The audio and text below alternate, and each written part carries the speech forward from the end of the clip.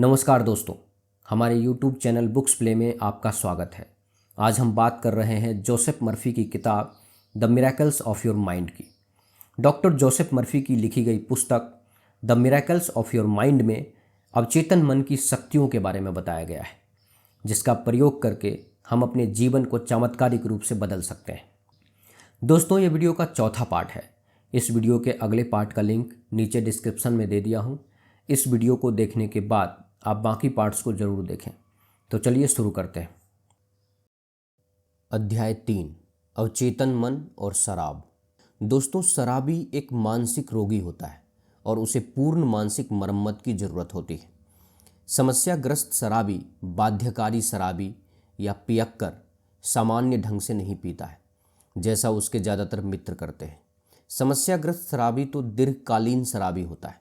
वह लगातार कई दिनों, हफ्तों, यहाँ तक कि महीनों तक भी पीता है। शराबी कहता है कि पीने का जुनून समय समय पर उस पर हावी हो जाता है, क्योंकि उन्मत्तता की ओर ले जाने वाले कार्य इतनी ज़्यादा बार दोहराए गए हैं कि उसके अवचेतन मन में एक व्यक्तिपरक नक्शा बन चुका है। चूँकि शराबी पहले ही अपनी लालसा के सामने घुटने टेक चुका है, इसीलिए उसे डर रहता है कि वह एक बार फिर घुटने टेक देगा। यह उसके बार बार पराजित होने में योगदान देता है, क्योंकि वह अपने अवचेतन मन को यही सुझाव देता है।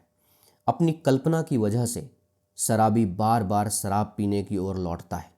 जिन छवियों की छाप उसके अवचेतन मन पर छूटी होती है, वे फल देने लगती है। वह शराब पीने की प्रतियोगिता की कल्पना करने लगता है, जिसमें गिलास भरे और खाली किए जाते हैं। फिर वह बाद में मिलने वाले आराम और आनंद, तनाव मुक्ति के एहसास की कल्पना करता है। अगर वह अपनी कल्पना को पूरी ढील दे तो वह या तो बार में पीने चला जाएगा या फिर एक बोतल खरीद लाएगा। शराबी की इस आदत या साप, जैसा वह इसे कहता है, से उबरने के लिए आमतौर पर कोशिश और इच्छा शक्ति का इस्तेमाल करता है। दिक्कत यह है कि वह जितनी ज़्यादा कोशिश या इच्छा शक्ति का इस्तेमाल करता है, वह उतने ही ज़्यादा निराशावादी ढंग से दलदल में धंस जाता है। कोशिश हमेशा स्व पराजित होती है और अंततः इसके फलस्वरूप मनचाही चीज का उल्टा ही मिलता है। इसका कारण स्पष्ट है। उसके मस्तिष्क पर यह सुझाव हावी रहता है कि वह आदत से नहीं उबर सकता। अवचेतन मन हमेशा सबसे प्रबल विचार द्वारा नियंत्रित होता है। अवचेतन मन दो विरोधी सुझावों में से ज़्यादा शक्तिशाली को स्वीकार करेगा। प्रयास रहित तरीका सबसे अच्छा होता है। इस तरीके के बारे में इस अध्याय में विस्तार से बताया जाएगा। पहला पैग शराबी को हरकत में ले आता है। लोकप्रिय वाक्य है, एक पैग पीने के बाद वह दौड़ने लग जाता है। पूरी संभावना यह है कि वह तब तक पीता रहता है जब तक कि अचेत अवस्था में लुढ़क नहीं जाता। शराबी के साथ अमूमन देखा जाता है कि वह सभी तरह के वादे करता है, जैसे दोबारा कभी नहीं पीऊँगा। ऐसे कथनों का कोई मतलब नहीं होता। वह अपराध बोध से जकड़ा होता है, ग्लानि और शर्म के जबरदस्त भाव की गिरफ्त में होता है। इसके अलावा वह खुद को शारीरिक दृष्टि से बहुत कमज़ोर भी बना चुका है। कम से कम अस्थायी तौर पर वह शराब से दूर रहने के लिए मजबूर होता है। शराबी सचमुच मानसिक और शारीरिक तौर पर कष्ट उठाता है। कांपते हाथ और फरकती मांसपेशियां उसके मन की मुश्किलों को उजागर करती है। वह रातों को सो नहीं पाता। वह आम तौर पर अपने सभी मित्रों को गवा देता है। उसके परिवार के सदस्य तक उसका साथ छोड़ देते हैं। ऐसा व्यक्ति अपनी प्रतिष्ठा, सम्मान और ओहदा गवा देता है। बहुधा शराबी एक दीर्घकालीन झूठा बन जाता है, अक्सर भिखारी भी। आपके दिमाग में सवाल आते हैं, कारण क्या है? वह इस तरह क्यों है? कौन सी चीज़ एक शीर्षस्थ सम्मानित नागरिक को पीने और वहसी दरिंदे के स्तर तक गिराने के लिए विवश करती है? दोस्तों, शराबी अपनी इस स्थिति के लिए जो आम कारण देगा, वे बहुत से हैं और अलग अलग हैं। यहाँ कुछ सबसे लोकप्रिय कारण दिए जा रहे हैं। हीन ग्रंथि, किसी के द्वारा न चाहे जाने की भावना, डर का भाव, असुरक्षा, काम या पेशे को लेकर अक्षमता, अज्ञात भय, जीवन से डर, जिम्मेदारी स्वीकार करने से इनकार और कई अन्य बहुत से कारण। आप तथाकथित कारणों की बहुत बड़ी संख्या पाएंगे और वर्षों तक ये कारण दोहराते रहेंगे। इस बारे में सोचें, यदि आप शराबी हैं तो आपने शराबी बनने में कितने महीने और पैसे खर्च किए हैं?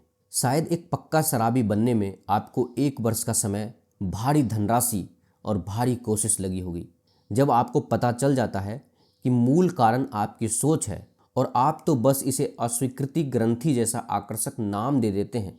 तो आप इस बारे में क्या करने जा रहे हैं? अगर मैं आपको शराबी बनने का कारण बताता हूँ तो इससे आप होश में नहीं रहने लगेंगे। लेकिन होश मानसिक शांति, सामान्य जीवन पाने का एक तरीका है। मैं जो कहने जा रहा हूँ वह आपके प्रिय सिद्धांतों के विरोध में लग सकता है। देखिए, आपके पीने का कारण आप खुद हैं। यह जीवन के प्रति आपका कटु मानसिक नज़रिया है।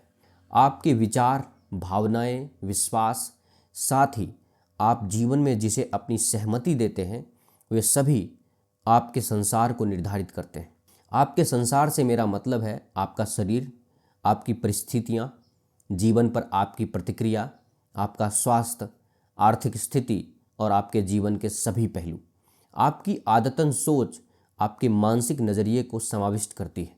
आपके विचार जीवन, लोगों और वस्तुओं के प्रति आपकी मानसिक प्रतिक्रिया को उत्पन्न करते हैं, चिपकाते हैं और ठोस बनाते हैं। आप अपने मन में जिन विचारों को लगातार कायम रखते हैं वे भाव उत्पन्न करते हैं। आपकी आदतन सोच आपको सुख या दुख, स्वास्थ्य या दर्द, उपलब्धि या गहरी कुंठा, संतुलित मन या तनाव, चिंता प्रदान करती है। आपके विचार आपको शराबी बनाते हैं या संयमी बनाते हैं ताकि आप अपने मन पर शासन कर सकें। लेखक कहते हैं, इस पुस्तक से मेरा लक्ष्य और उद्देश्य आपको आपके अवचेतन मन की कार्यविधियों से परिचित कराना है, जो बुद्धिमत्ता और शक्ति का स्रोत है। यह वह सबसे शक्तिशाली मनोवैज्ञानिक डायनेमो है जिससे आप संपर्क कर सकते हैं। आप अपनी सोच द्वारा अपने अवचेतन मन पर जिस चीज़ की भी छाप छोड़ते हैं, यह उसे व्यक्त कर देता है। जैसा आप सोचते हैं और महसूस करते हैं, वैसे ही आप अपने जीवन के सभी क्षेत्रों में होते हैं। अवचेतन मन में आप जो विचार रखते हैं वही आपके शराब पीने के कारण है। इसीलिए आपको कारण की तलाश में आगे कहीं देखने की ज़रूरत नहीं है। इस पल के बाद दूसरों को दोष देना और यह कहना छोड़ दें कि वे कारण हैं। मैं आम बहाने जानता हूँ। ओह, मेरे अपने पति या पत्नी से नहीं बनती है, मुझे कभी मौका नहीं मिला, मुझे मेरे माता पिता नहीं चाहते थे, मैं अनाथ था, मुझ में हीन ग्रंथि थी, मैंने अपना सारा पैसा गंवा दिया, जब मैं छोटा था तभी मेरा पूरा परिवार मर गया। मैं इस बिंदु पर एक बार फिर जोर दूंगा, आपके पियक्कड़पन का कारण आप खुद हैं। जीवन, लोगों और आमतौर पर संसार के बारे में आपके विचारों तथा विश्वासों के कारण ही आप वैसे हैं जैसे हैं। समय के साथ आपके सभी विचारों को आपका अवचेतन मन शोषित कर लेता है। फिर वह आपकी वास्तविकता को उसी अनुरूप बनाता है जैसे आपके विचार थे या जैसी आपने तस्वीर देखी थी। आपके भीतर अवचेतन मन में असीम शक्ति के भंडार और उपचारक शक्ति है। इससे इसी समय परिचित हो जाएं। यदि आप शराबी हैं तो इसे स्वीकार करें, मुद्दे से न कतराएं। कई लोग शराबी इसीलिए बने रहते हैं क्योंकि वे इसे मानने से ही इनकार कर देते हैं। आपकी बीमारी एक अस्थिरता है, एक आंतरिक डर है। आप जीवन का सामना करने से इनकार कर रहे हैं, इसीलिए आप बोतल के जरिए अपनी जिम्मेदारियों से पलायन की कोशिश करते हैं। किसी शराबी के बारे में रोचक बात यह है कि उसमें कोई स्वतंत्र इच्छा नहीं होती। वह सोचता है कि उसमें होती है, पर वह अपनी इच्छा शक्ति की डींगे हाँकता है। पियक्कर व्यक्ति बहादुरी से कह तो देता है, अब मैं इसे कतई नहीं छूऊंगा, लेकिन उसमें इस पर अमल करने की शक्ति नहीं होती, क्योंकि वह जानता ही नहीं है कि इस शक्ति को कहाँ खोजे। शराबी अपनी खुद की बनाई मनोवैज्ञानिक जेल में जी रहा है। वह अपने विश्वासों, रायों, प्रशिक्षण और परिवेशीय प्रभावों की बेड़ियों में बंधा है। वह अधिकतर लोगों जैसा ही है, यानी वह भी आदत का गुलाम है। वह जैसी प्रतिक्रिया करता है वैसी प्रतिक्रिया करने के लिए उसे कंडीशन किया गया है। शराबी को अपनी मानसिकता में स्वतंत्रता और शांति का विचार बनाना होगा ताकि यह विचार उसके अवचेतन मन तक पहुंच जाए। क्योंकि अवचेतन मन सर्वशक्तिमान है, इसीलिए यह शराबी को शराब के मोह पाश से मुक्त कर देगा। फिर वह शराबी, जिसे अब उसके मन की कार्यविधि की नई समझ मिल गई है, अपने कथनों पर सचमुच टिका रह सकता है और इसे खुद के सामने साबित कर सकता है। दोस्तों, आप देख रहे हैं जोसेफ मर्फी द्वारा लिखी गई book the miracles of your mind की समरी। यह समरी आपको कैसी लगी, कृपया हमें नीचे कमेंट बॉक्स में कमेंट करके ज़रूर बताएं। अगर आपको यह समरी अच्छा लगा हो तो इसे अपने फ्रेंड्स और फैमिली के साथ अवश्य शेयर करें और हमारे लेटेस्ट वीडियो को देखने के लिए हमारे YouTube चैनल बुक्स प्ले को सब्सक्राइब करें। धन्यवाद।